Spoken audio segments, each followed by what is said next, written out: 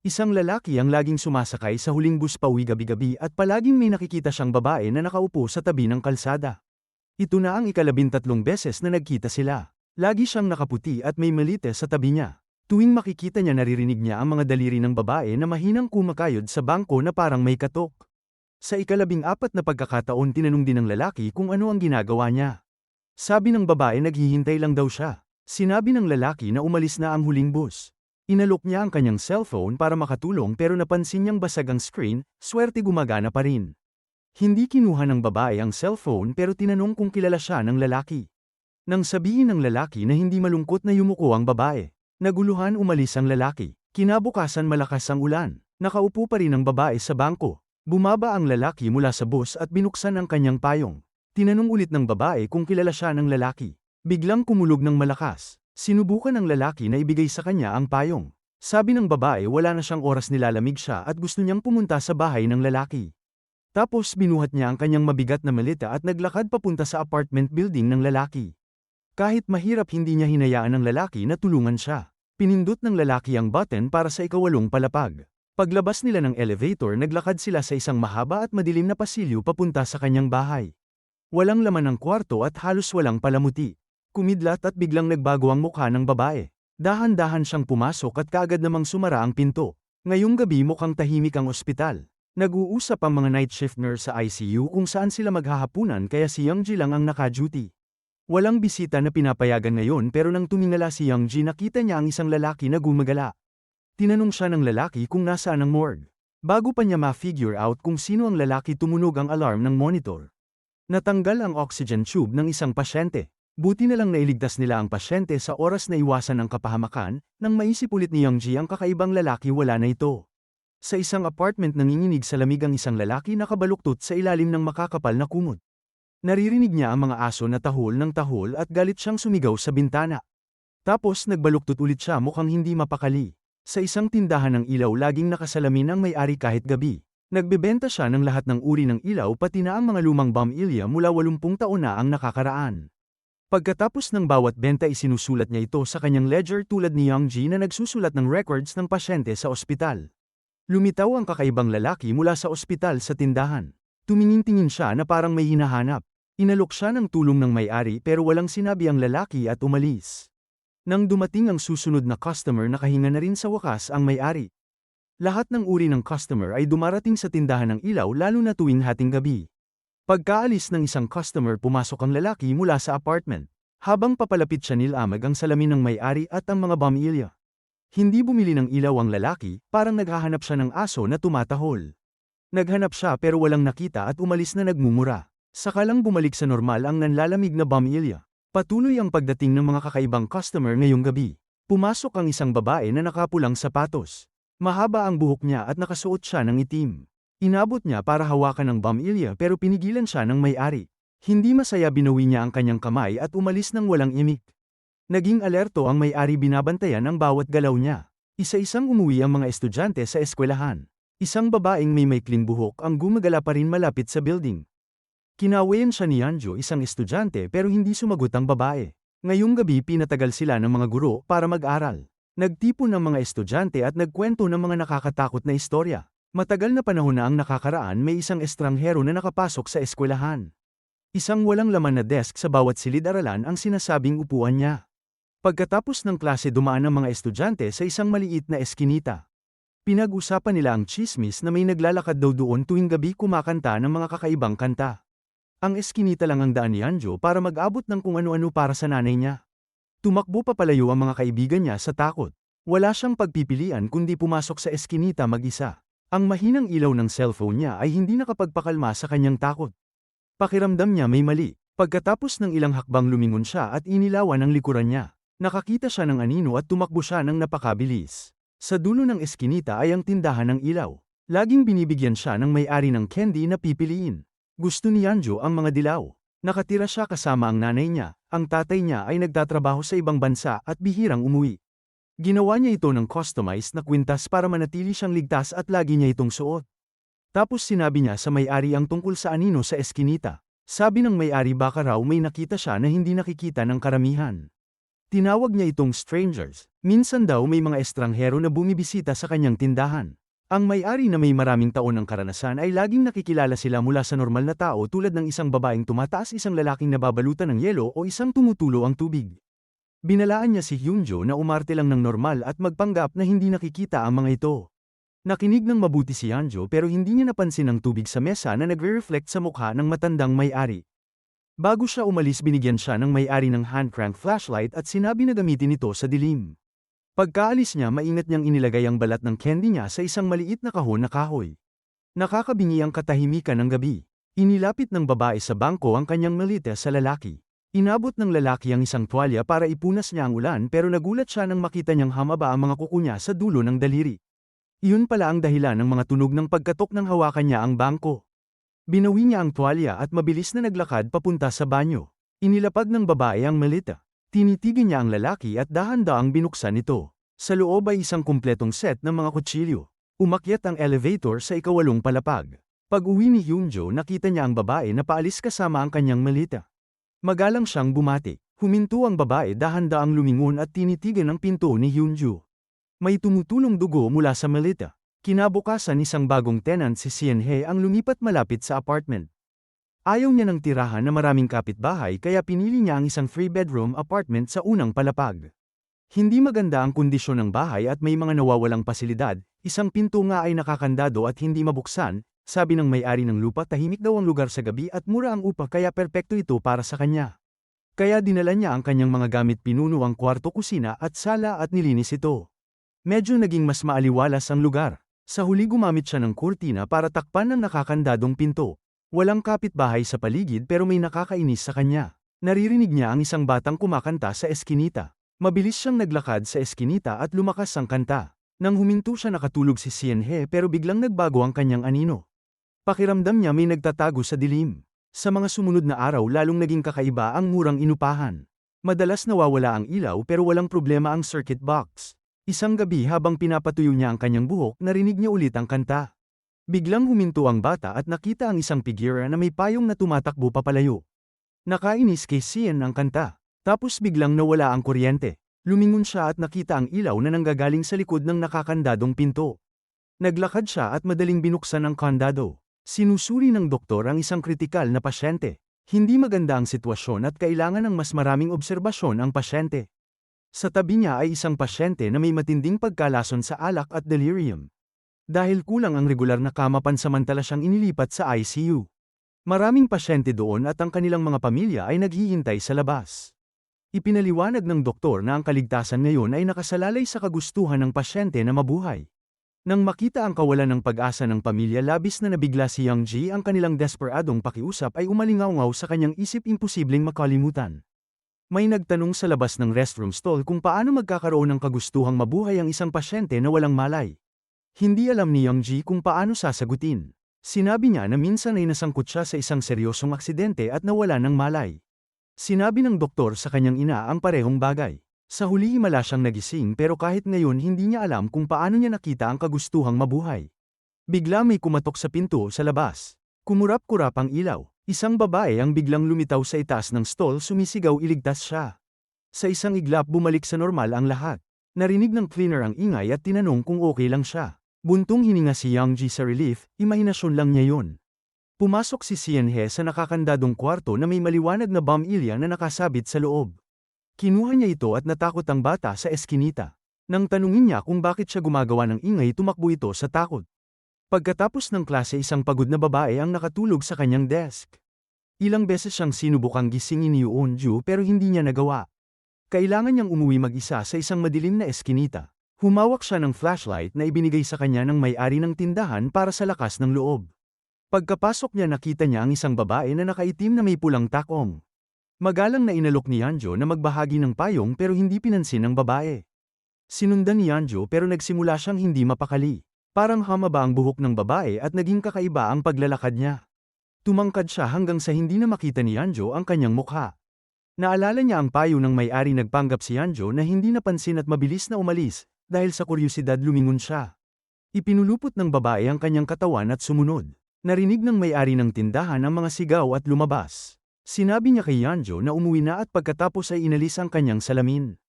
Naging bato ang babae. Matapos titigan siya dahan-dahan itong bumalik sa normal. Sa parehong oras nagising ang natutulog na babae. Lumingon siya at nakita ang isang babae na hindi pa niya nakikita nakaupo sa isang walang laman na upuan. Sa eskinita nakasalubong ng isang bata ang babae sa bangko na may dalang malita. Tinanong niya kung pwede siyang sumama sa kanya sa tindahan ng ilaw sa dulo. Kung makarating daw siya doon pwede na siyang umuwi. Sinabi ng babae na sundan siya. Habang dumadaan sila sa bahay ni Sienhe ipinaliwanag niya kung bakit siya natatakot sa kwartong yun. Nang gabing yun malinaw niyang nakita ang isa pang figure sa likod ni Sienhe. Samantala nakita ni Sienhe na mas marami pang ilaw sa kanyang inupahang kwarto ang sira. Magagawa niya lang gumamit ng flashlight para sa mabilis na paliligo. Habang nililinis ang drain humugat siya ng isang buwig ng mahabang buhok pero maikli ang kanyang buhok.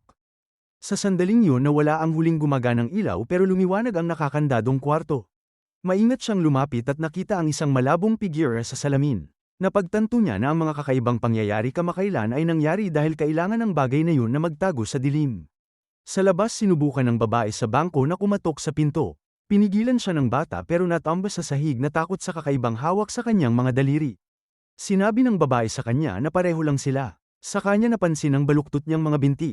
Pilit siyang tumakas pero hindi makaalis sa eskinita. Hindi rin mabuksan ni Sienhe ang nakakandadong pinto. Binasag niya ang salamin para humingi ng tulong. Ang bata pagod na pagod ay umupo sa sahig. Ang kanilang mga sigaw ng tulong ay umalingaw-ngaw sa eskinita. Sa elevator isang kakaibang lalaki ang patuloy na tumutulo ang tubig sa kanyang katawan. Sa isang iglap na balutan ng tubig ang babae nahihirapang huminga. Hinayla ng babae sa bangko ang kanyang kakaibang malita sa isang tindahan ng ilaw. Pagkatapos nito isang lalaki na nagpakilalang pulis ang pumasok. Isang buwan na ang nakakaraan isang babae na nakatira sa isang apartment ang nakarinig ng kumakatok sa kanyang pinto. Pinatay niya ang kanyang ilaw at nagkunwaring walang tao sa bahay pero lalong lumakas ang ingay sa pinto. Nagpanik ang babae at sumigaw hanggang sa huminto ang tunog at sa wakas ay kumalma siya. Maingat niyang binuksan ang pinto. Sa kanto isang pares ng matang parang pusa ang sumugod sa kanya at pagkatapos ay nahulog siya mula sa gusali. Di nagtagal isang kainahinalang lalaki ang sumakay sa isang bus na paalis ng Seoul. Nang paalis na ang bus pinahinto ng pulis ang driver at sinabihan ang lahat ng pasahero na bumaba. Inaresto niya ang lalaki dahil sa pag-atake sa mga babaeng nakatira mag-isa at pagsunog para sirain ang ebidensya. Tumingala ang lalaki at nakakita ng pamilyar na figure na takot. Tapos ibinigay ng pulis ang lalaki sa kanyang kasamahan. Nang gabing yun maraming kakaibang bagay ang hinarap ng pulis, hindi gumagana ang lighter niya nababalutan ng dumi ang kanyang mga kamay tumigil sa paggana ang coffee vending machine. Kamakailan napakaraming aksidente, sa sandaling malutas niya ang isang kaso may bagong darating. Malapit doon isang sospek ang kakalabas lang. Ipinaliwanag ng isang kasamahan na sa pinangyarihan ng pagpatay sa isang matandang tao si Kim Sang-han ay naroroon. Kinumpirma ng investigasyon na saksi lang siya. Gabi na nang dumating ang pulis sa crime scene. Kilala siya sa kanyang matalas na mata, kahit ang pinakamaliit na detalye ay hindi nakaliligtas sa kanya, napakatigas ng ulo niya. Kapag nakatutok na siya sa isang kaso kahit opisyal na itong sarado itinuturing niya itong hindi nalutas hanggang sa malinaw ang lahat ng sagot. Dahil dito mataas ang kanyang arrest rate pero mababa ang kanyang success rate. Napansin ng pulis ang isang kakaibang mantsa malapit sa pinto ng biktima. Hula ng kanyang kasamahan na namatay ang biktima sa atake sa puso pero nakita ng pulis na kalmado ang mukha ng biktima walang senyales ng paglaban. Hindi ito mukhang namatay sa biglaang sakit. Sinabi ng kanyang kasamahan na matagal nang pumanaw ang asawa ng biktima. Nakatira siya mag-isa at nakikipag-ugnayan lang sa pamilya sa ibang bansa sa pamamagitan ng tawag sa telepono. Napansin din ng pulis na kanang kamay ang biktima pero nasa kaliwa ang remote control. Ang channel button lang ng remote ang may gasgas na nagpapahiwatig na hindi gumagamit ng ibang function ng biktima pero nakatakda sa replay mode ang TV. Ang mga detalyeng ito ay nagpaisip sa pulis na hindi simple ang kanyang pagkamatay. Umuwi ang pulis. Walang laman at walang buhay ang bahay. Sa bawat tingin niya may mga alaala niya at ng kanyang asawa. Ngayon nag-iisa na lang siya. Kinabukasan kinumpirma ng autopsy na namatay ang biktima sa atake sa puso. Sinabi ng coroner na hindi na kailangan ng karagdagang pagsusuri dahil sa kanyang kondisyon at medical history. Nais din ng kanyang mga kamag-anak sa ibang bansa na ilibing siya ng buo. Dapat sana ay sarado na ang kaso pero pakiramdam ng pulis may kulang. Inaral niya ang mapa ng kapitbahayan ng biktima at may nakita siyang kainahinala. Binisita niya ang lahat ng restaurant malapit sa lugar sinuri isa-isa. Sa huli nakatutok siya sa isang maliit na noodle shop. Tahimik ang tindahan tanging ang may-ari lang ang nagtatrabaho sa kusina. Nag-order ng noodles ang pulis at tumingin-tingin. Naalala niya na ang may-ari si Kim Sang-han ay isang saksi sa kaso. Hindi nag-aalok ng delivery services ang noodle shop. Sabi ni Kim Sang-han karaniwang tumatawag daw ang mga customer para umorder. Binanggit ng pulis na walang tawag mula sa noodle shop sa records ng biktima gayunpaman nakatanggap ang biktima ng delivery nang walang anumang pahiwatig. Alam ni Kim Sang-han na ang pinag-uusapan ng pulis ay fried sauce noodles. Ito ay napakakahina-hinala. Lumabas na ang mantsa sa pinto ay galing sa delivery box. Ang mga age spot sa mukha ng biktima ay sarsa pala mula sa noodles. Nagkunwari si Kim Sang-han na hindi niya naiintindihan. Walang ebidensya hindi siya kayang arestuhin ng pulis. Isang buwan pagkatapos pinahinto ng pulis si Kim Sang-han sa kalye habang hinahabol niya ang isang babae sa isang delivery bike. Nang makita niya ang mukha ng babae nagulat siya. Ito ang parehong babae na namatay sa sunog isang buwan na ang nakakaraan. Sumigaw si Kim Sang-han na hindi siya dapat naroroon at sumugod sa kanya. Pinigilan ulit siya ng pulis pero napansin niyang parang pusa ang kanyang mga mata. Nang maglaon pumunta ang pulis sa tindahan ng ilaw. Paulit-ulit niyang tinanong ang boss para kumpirmahin na hindi niya nakita si Kim Sang-han. Tapos napansin niya na paalis na ang babae sa bangko. May mga bakas ng dugo sa sahig. Nang tanungin sinabi ng babae sa bangko na dahil daw ito sa kanyang regla. Pinaniwalaan siya ng pulis at binigyan siya ng Amerikana para ipanangga sa ulan. Samantala si Hyunjo na nakatakas kanina ay naalala na hindi pa siya nakakabili ng mga pamilya na kailangan ng kanyang ina. Pauwi na siya dumaan siya sa babae sa bangko. Sa parehong oras abala ang may-ari sa pakikipag-usap sa pulis at hindi siya napansin kaya mabilis na umalis si Hyunjo. Kumurap-kurap ang mga pamilya sa tindahan na parang may pahiwatig. Sa ibang lugar sa isang regional emergency center bumalik ang isang mortician sa morgue. Siya at ang kanyang assistant ay inayos ang hitsura ng patay. Narinig ng assistant ang isang kakaibang tunog mula sa isang katawan at umatras sa takot. Ipinaliwanag ng mortician na normal lang daw na may lumalabas na gas mula sa mga bangkay. Yumuko silang dalawa nang may paggalang sa namatay. Pagkatapos nilagyan ng mortician ng bulak ang bibig ng bangkay para harangan ang mga amoy at panatilihing buho ang mukha. May sikreto ang mortician, naririnig niya ang mga patay na nagsasalita. Sa bawat paghatid niya sa kanila sinasabi niya na tanggapin ang kamatayan. Takot din ang mga patay sa dilim. Nang itulak niya sila sa locker inalo niya sila sinabing pupunta sila sa isang masayang lugar at makakalimutan ang masasamang alaala. Pagkatapos noon tunog lang ng iyak ang nanggaling sa locker. Nagtrabaho din si Young Ji dito. Ipinark niya ang kanyang kotse sa basement gaya ng dati pero lagi siyang may pakiramdam na may sumusunod sa kanya. Sa elevator isang basang-basang lalaki ang nakatayo sa kanto. Hindi siya nagpindot ng button at sinabi lang na pupunta siya sa ikawalong palapag kung saan ang ICU kung saan nagtatrabaho si Young Ji. Sinabi niya sa lalaki na tapos na ang oras ng pagdalaw. Hindi sumagot ang lalaki. Sa halip tinanong niya kung pwedeng magising ang mga pasyente sa ICU.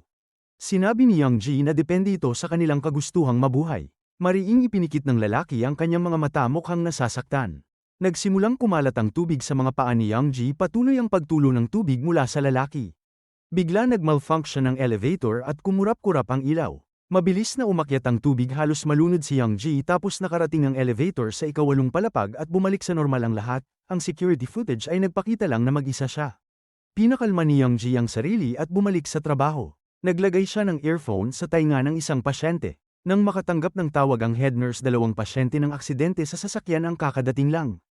Samantala tinatanong ng pulis ang may-ari tungkol sa pagkakita sa isang lalaki na may matang parang pusa. Sa sandaling yun kakaiba ring nagbago ang kanyang mga mata pero mabilis na bumalik sa normal. Patuloy siyang nagtanong. Tinanong ng may-ari kung paano niya nahanap ang lugar. Sinabi ng pulis na sinundan niya ang tunog ng motorsiklo pero sabi ng may-ari ay wala siyang narinig na tunog. Samantala nagreklamo ang mga nurse tungkol sa parami ng paraming pasyente. Kamakailan kulang sa kama o staff. Ang pasyente na may pagkalason sa alak ay bumubuti at ililipat sa isang regular na ward. Nang makita ang kanyang blankong mukha inalok ni Young Ji na hawakan ang kanyang paglilipat. Sinabi niya na ang kanyang pagkalason sa alak ang sanhi ng delirium, hindi siya makapag-isip ng malinaw hindi niya makilala ang mga tao o lugar at may mga hallucination siya. Kaya nakita niya ang putik na lalaki. Nakita rin siya ni Young Ji matapos makaligtas sa isang malaking aksidente madalas nakakakita si Young Ji ng mga tao na hindi dapat umiral. Mukha silang normal na tao mahirap makilala ng walang malapit na atensyon. Ang lalaki sa ikawalong palapag ay nakakuha ng malaking pautang at inilibing ng buhay ng mga kolektor ng utang. Gumagala siya sa pagitan ng buhay at kamatayan hindi sigurado kung saan pupunta. Nilinis ni Young Ji ang kanyang mga tainga at binigyan siya ng headphones tulad ng ginawa ng head nurse sa kanya nang mawalan siya ng malay. Sa kabilang banda nakita ulit ni Yeonjo ang babae sa bangko pauwi. Naalala niya na nakilala niya ito sa ikawalong palapag dati at binitawan ang kanyang pagbabantay. Tinanong ng babae kung bakit siya bumibili ng bamilya para sa kanyang ina araw-araw. Naalala ni Yeonjo na naghihintay ang kanyang ina at mabilis na nagpaalam. Malapit sa playground sa labas ng apartment napansin niya ang isang lalaki na tumitingin-tingin. Sinabi niya na ang mga aso sa malapit ay tahol ng tahol at hindi siya pinapatulog. Inilawan ni Yeonjo ang flashlight sa kanya. Nababalutan siya ng yelo at hindi mukhang normal na tao. Hindi gaanong gustong magsalita ng lalaki at pinilit si Hyunjo na umalis. Sa ospital ang isang kritikal na pasyente ay muling nagpakita ng mga senyales ng buhay. Ilang beses na siyang malapit sa kamatayan. Hindi maintindihan ng mga doktor kung paano siya nabuhay ng matagal. Sabi ni Young Ji baka hindi lang sa kanya galing ang kagustuhan niyang mabuhay. Ang clerk at ang babaeng nakaputi ang pulis na nakulong sa isang tindahan ang lalaking nababalutan ng yelo ang lalaking may malaking utang si Sienhe na nakakulong sa kanyang apartment at ang batang nahulog, lahat sila ay parang nakarinig ng parehong boses. Lumabas na lahat sila ay pasyente sa ICU sa ikawalong palapag. Sa parehong oras tumakbo si Hyunju pauwi. Ang basurahan ay puno ng mga bamilya. Binili niya, hindi kailanman binuksan ng nanay niya ang ilaw kapag nasa bahay. Walang katapusang nagsalita si Yeonjo pero walang sinabi ang nanay niya.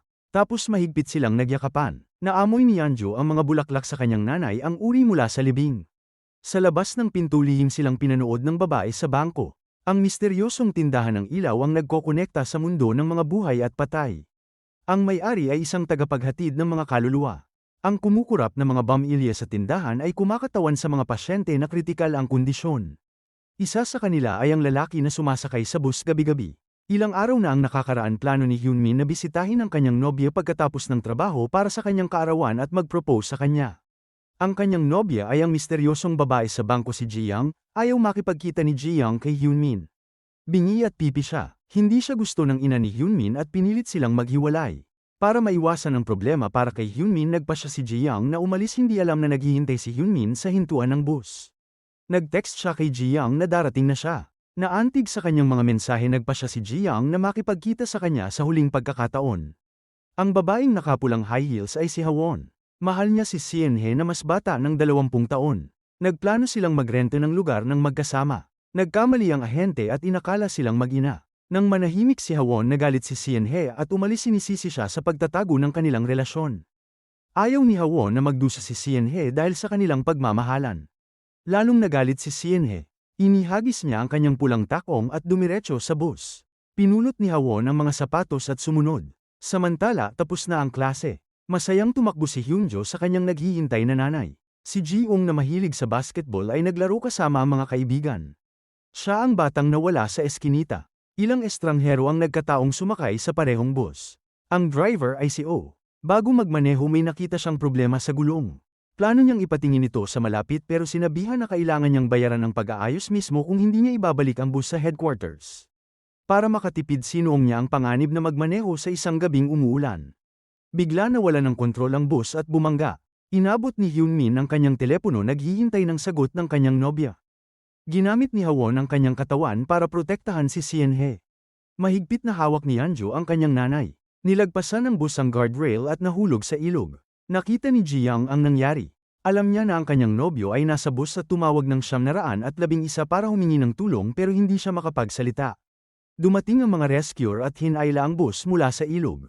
Ang mga pasahero at driver ay mabilis na dinala sa ospital. Bukas ang kanyang baywang. Puno ng tubig ilog ang tiyan ni Driver O. Ang iba ay comatose malapit sa kamatayan. Sinubukan ng mga doktor na iligtas sila pero may mga namatay kasama na ang nanay ni Hyunjo si Driver O at si Hwon. Sa pasilyo ng ospital naghintay ang mga magulang ni Hyunmin na magising ang kanilang anak. Ibinigay ng mga rescuer sa kanila ang telepono ni Hyunmin. Nang gabing yun tumawag si Ji-young pero ibinaba ng ina ni Hyunmin. Nagpadala siya ng mensahe na patay na si Hyunmin. Sinisi niya si Ji-young iniisip na hindi sana mangyayari ang aksidente kung hindi sana pupunta si Hyunmin para makita siya. Swerte na iligtas si Hyunmin ng mga doktor. Nang maglaon gusto ng tatay ni Hyunmin na sabihin kay Ji-young ang magandang balita pero nalaman niya na plano ni Ji-young na mamatay kasama si Hyunmin. Mabilis siyang nagpadala ng mensahe na buhay pa si Hyunmin. Nakita ito ni Ji-young pero huli na. Sa kawalan ng pag-asa sinira niya ang lahat ng 10 kuko niya. Pagkatapos mamatay ni Ji-young inilagay ng mortician ang kanyang katawan sa isang cold storage cabinet. Kailangan nilang maghintay ng 3 araw bago siya ipadala. Ito ay para bigyan siya ng oras na magpaalam sa mundo. Sa buhay madalas naghihintay si Ji Young kay Hyunmin sa isang hintuan ng bus sa ilalim ng namumulaklak na mga cherry tree. Minsan siyang naglaro ng drums kasama ang kanyang nobyo para ipakita ang pagmamahal. Sa kamatayan nanatili pa rin siya sa parehong hintuan ng bus gabi-gabi kinakalabog ang bangko gamit ang kanyang baluktot na mga kuko. Ang kanyang malalim na pagmamahal kay Hyunmin ang nagpabalik ng kanyang kakayahang magsalita.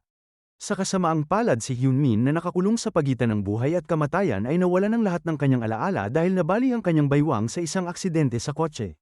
Nagkalasog-lasog ang kanyang katawan sa bawat lakad niya. Para tulungan siya patuloy na tinatahi ni Ji Young ang kanyang baywang gamit ang karayom at sinulid. Malapit nang dumating ang 3 araw, nakita ng mortician na nakasara ang cabinet ni Ji Young. Napagtanto nila na hindi pa niya natatapos ang kanyang huling hiling. Isa pang kaluluwa si Hawon ay mayroon ding hindi natapos na gawain. Nang dalhin siya sa ospital matigas na ang kanyang katawan at hindi na mahihiwalay kay Sienhe. Nakita ng bata ang multo sa likod ni Sienhe, ito si Hawon. Habang kumukurap-kurap ang ilaw sa kwarto bumalik ang mga alaala ni Sienhe. Naalala niya ang kanilang pagmamahalan at mga away. Sa huli umiyak siya nang walang magawa. Nakakulong din si Hyunjo sa isang eskinita. Pagkalipat sa apartment pinapupunta siya ng kanyang ina para bumili ng mga bamilya gabi-gabi nang hindi sinasabi kung bakit. Hindi na kaya ni Hanjo. Napakadelikado ng daan papunta sa tindahan at hindi siya pwedeng mag-isa. Umiyak siya hindi maintindihan kung bakit patuloy siyang pinapabili ng kanyang ina ng walang kwentang mga bamilya. Hindi alam ni Hanjo na ang mga bamilya ay kanyang buhay, ginawa ito lahat ng kanyang ina para iligtas siya. Nalilito din ang pulis. Pagkatapos huminto ng ulan umalis siya sa tindahan ng ilaw at naglakad sa isang eskinita sinubukang umalis. Sa dulo ng eskinita may isang middle school. Sa loob ng isang silid-aralan may mga pangalan ng estudyante sa cabinet. Nang makita ang mga pangalan nagsimulang bumalik ang kanyang mga nawalang alaala. Naalala niya na minsan ay buntis ang kanyang asawa pero pagkatapos ng 4 na buwan hindi lumaki ang kanyang tiyan. Sinabi ng doktor sa kanya na namatay ang sanggol sa loob niya.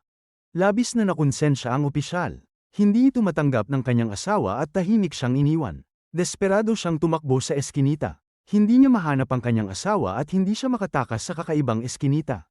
Nang maglaon nagsindi ang opisyal ng sigarilyo at napansin na biglang naayos ang kanyang sirang lighter. Sa kanya napagtanto na may mali sa kanyang anino. Natakot bumalik siya sa tindahan ng ilaw. Binigyan siya ng may-ari ng isang tasa ng mainit na kape. Ininom ito ng opisyal pero hindi niya naramdaman ang init o nalasahan ng anuman. Napansin din niya na hindi natapos ang gabi sa tindahan.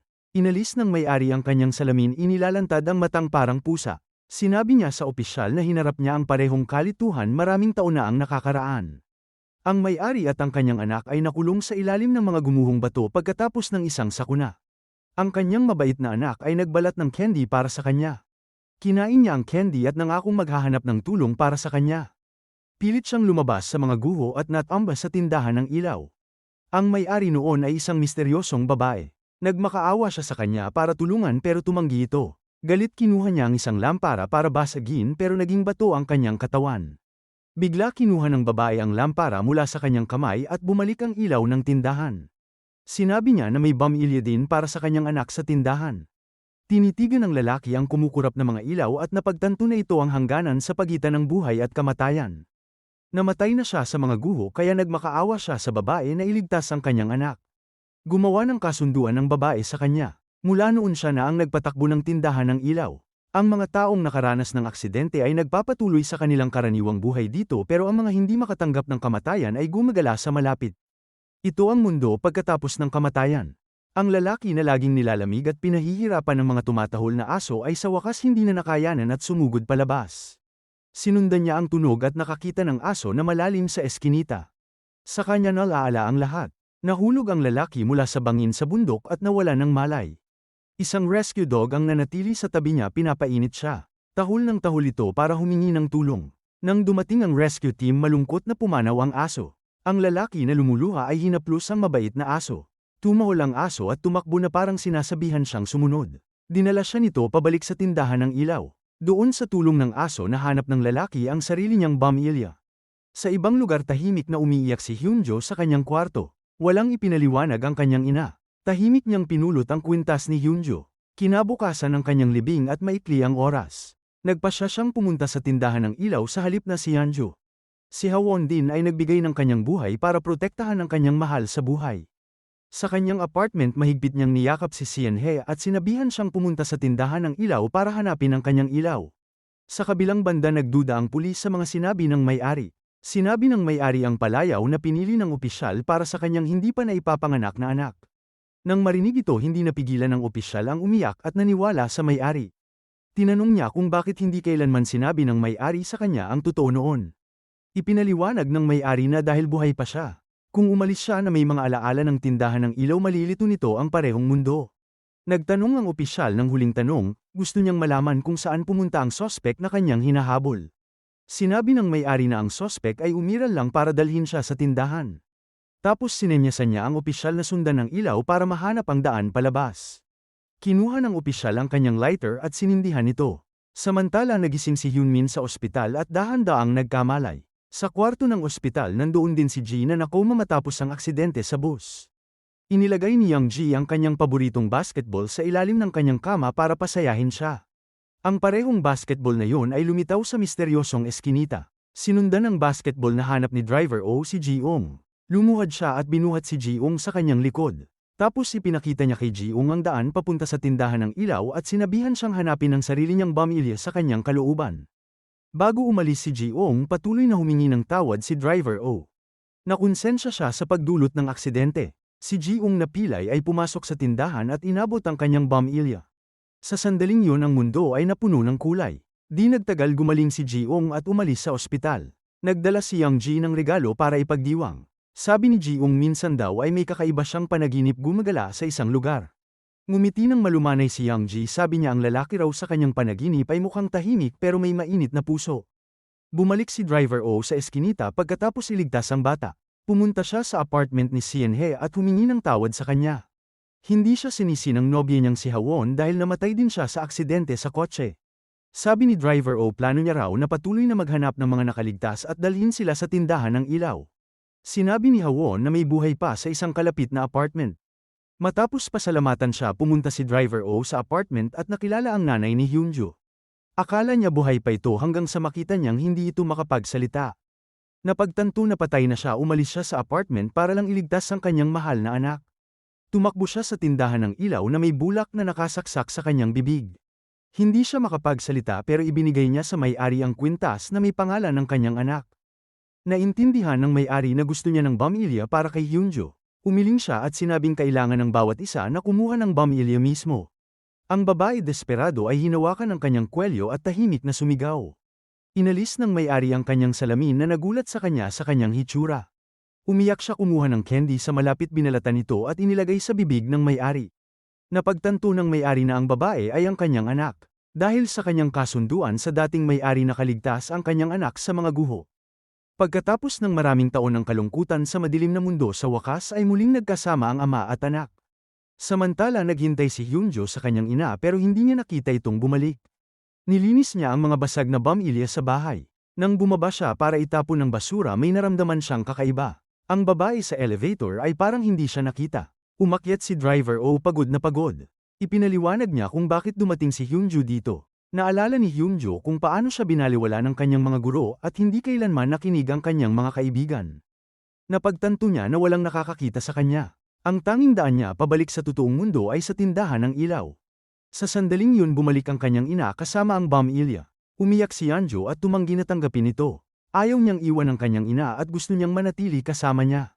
Umiyak din ang ina, ayaw humiwalay sa kanyang anak pero gusto niya na mabuhay ng maayos si Hyunjo. Natapos ni Driver O ang kanyang misyon at tahimik na natulog. Sa wakas nagising si Hyunjo mula sa kanyang hospital bed. Hinatid siya ng kanyang ama sa eskwelahan at sinuportahan siya. Sinubukan ni Hyunjo na mag-adjust sa totoong buhay. Naalala rin niya ang lahat kasama ang kanyang ina sa apartment. Para panatilihing alaala ang kanyang ina, tumanggi siya sa therapy. Pagkagising gabi-gabi pumupunta ang kanyang ina sa tindahan ng ilaw. Nag-uusap sila, kumakain ng kanilang paboritong candy at nanunood ng snow sa taglamig.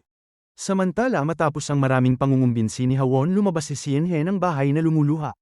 Pumunta siya sa tindahan ng ilaw at nahanap ang sarili niyang pamilya. Nang hawakan niya ito nagkamalay si Sienhe sa ospital pero di nagtagal tumigil siya sa paghinga. Sa tindahan ng ilaw sinira niya ang pamilya para manatili kasama ang kanyang nobya. Ang bahay sa eskinita ay hindi na madilim at nakakatakot kay Sienhe. Makakapamuhay sila ng masaya ng magkasama, hindi pinapansin ang opinyon ng iba. Gayunpaman, patuloy na tinatahi ni Jiang ang katawan ng kanyang nobyo ng paulit-ulit. Hindi mabuksan ng Morticia ang kanyang cabinet kahit anong gawin. Dahil hindi makabitaw, direktang pinahinto ni Jiang ang isang boss. Tinanong niya si Hyunmin kung bakit hindi niya siya nalaala at kung hindi ba niya siya mahal ng sapat. Sa kanyang pahiwatig, nalaman ni Hyunmin ang buong katotohanan. Sinabi ni Jiang sa kanya na hanapin ang kanyang pamilya sa tindahan ng ilaw. Matapos yakapin siya sa huling pagkakataon, malungkot siyang naglakad papunta sa tindahan at sinundan ng kanyang instinct na hanap ang kanyang pamilya. Nang makita ang kanyang pamilya na lumiwanag, lalong umiyak si Jiang, iniwan na talaga siya ng kanyang nobyo. Sa kwarto ng ospital, salamat sa mga pagsisikap ni Yang Ji, narinig ng lalaki na gumagala sa dilim ang kanta. Sa huli, sinundan niya ang tunog na hanap ang kanyang daan pabalik at nabuhay muli. Gumaling ang pulis at bumalik sa noodle shop. Napagtanto niya na si Kim Sang-han ay hindi isang sospek kundi isang gabay na nagdala sa kanya sa tindahan ng ilaw. Sa aksidente sa kotse, iniligtas din ni Kim Sang-han ang buhay ng opisyal. Sinabi ni Kim Sang-han na umiral siya para panatilihin ang kaayusan. Sinusundan niya ang babaeng namatay sa sunog dahil hindi nito alam na patay na siya. Binisita niya ang matandang lalaki na nakatira mag-isa para magbahagi ng isang mangkok ng noodles bago pumanaw ang lalaki. Napansin ni Kim ang matalas na mata ng pulis at umasa na kaya niyang seluhin ang kanyang trabaho. Sumang-ayon ang opisyal, isinuot ang salamin at naging gabay para sa mga nawawalang kaluluwa. Gabi, nilalapitan si Yang Ji ng isang galit na espiritu. Lumitaw ang pulis at inalis ang kanyang salamin. Samantala, hindi maganda ang paggaling ni Hyunmin. Nalilito pa rin ang kanyang mga iniisip. Pinayuhan siya ng doktor na bitawan ng mga hindi kailangan na bagay, pero ang unang itinapon niya ay ang kanyang telepono, puno ng mga alaala kasama ang kanyang nobya. Mukhang mas nag-aalala si Hyunmin na hindi mamuhay ng normal kaysa mawala si Jiang. Sinubuan ng Morticia ng katawan ni Jiang pero may mga pagsisisi pa rin siya. Hindi niya maintindihan kung bakit nakalimutan siya ni Hyunmin. Samantala, nakakuha si Hyunmin ng bagong telepono at nagplano na magsimulang muli. Nang ilagay niya ang code sa kanyang pinto, biglang nawala ang ilaw sa pasilyo. Kinawayan niya ang kanyang kamay tulad ng ginagawa niya noon nang kumaway siya kay Jiang noong nagde-date sila. Sa sandaling yun, bumalik si Jiang sa kanyang tabi.